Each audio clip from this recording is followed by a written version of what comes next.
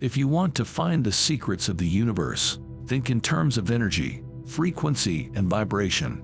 I don't care that they stole my idea.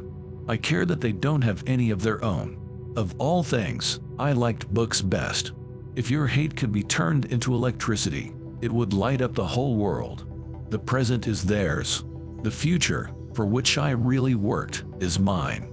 The day science begins to study non-physical phenomena, it will make more progress in 1 decade than in all the previous centuries of its existence. The scientists of today think deeply instead of clearly. One must be sane to think clearly, but one can think deeply and be quite insane. I do not think you can name many great inventions that have been made by married men. Be alone. That is the secret of invention. Be alone. That is when ideas are born. My brain is only a receiver. In the universe there is a core from which we obtain knowledge, strength, and inspiration. I have not penetrated into the secrets of this core, but I know that it exists. One must be sane to think clearly, but one can think deeply and be quite insane. All that was great in the past was ridiculed, condemned, combated, suppressed only to emerge all the more powerfully, all the more triumphantly from the struggle. Our virtues and our failings are inseparable, like force and matter. When they separate, man is no more. Invention is the most important product of man's creative brain. The ultimate purpose is the complete mastery of mind over the material world, the harnessing of human nature to human needs.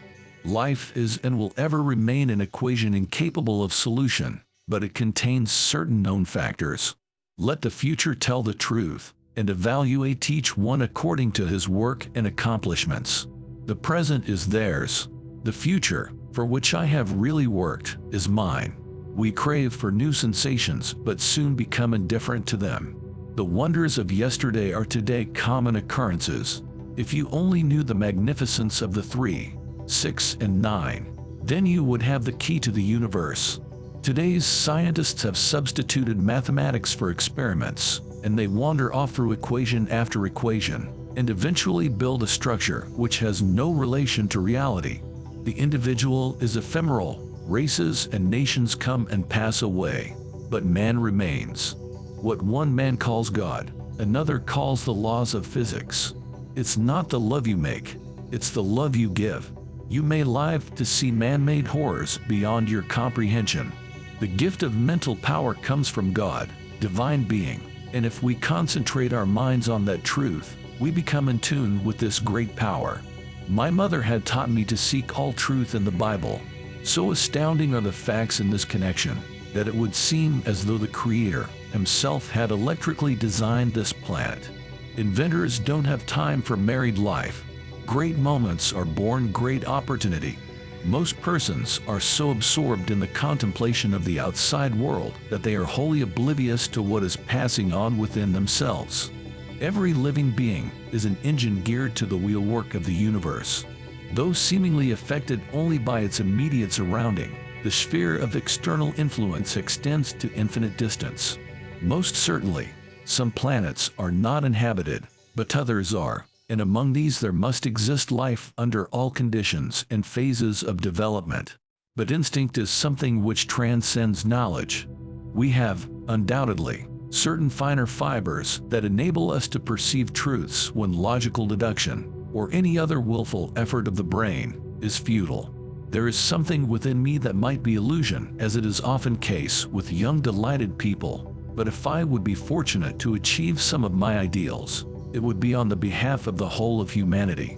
The progressive development of man is vitally dependent on invention. It is the most important product of his creative brain.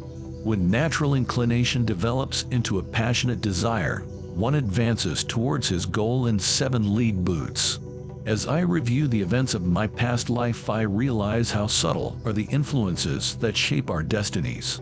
One may feel a sudden wave of sadness and rake his brain for an explanation when he might have noticed that it was caused by a cloud cutting off the rays of the sun. The progressive development of man is vitally dependent on invention. Peace can only come as a natural consequence of universal enlightenment and merging of races, and we are still far from this blissful realization. It is not in the shallow physical imitation of men that women will assert first their equality and later their superiority, but in the awakening of the intellect of women.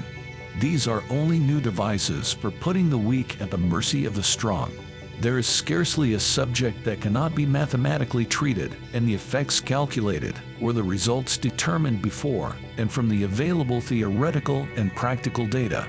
My project was retarded by laws of nature. The world was not prepared for it. It was too far ahead of time. But the same laws will prevail in the end and make it a triumphal success. I'm credited with being one of the hardest workers, and perhaps I am, if thought is the equivalent of labor, for I have devoted to it almost all of my waking hours. Most persons are so absorbed in the contemplation of the outside world that they are wholly oblivious to what is passing on within themselves. Deficient observation is merely a form of ignorance and responsible for the many morbid notions and foolish ideas prevailing. Instinct is something which transcends knowledge. We have, undoubtedly, certain finer fibers that enable us to perceive truths when logical deduction, or any other willful effort of the brain, is futile. Merciless is the law of nature, and rapidly and irresistibly we are drawn to our doom.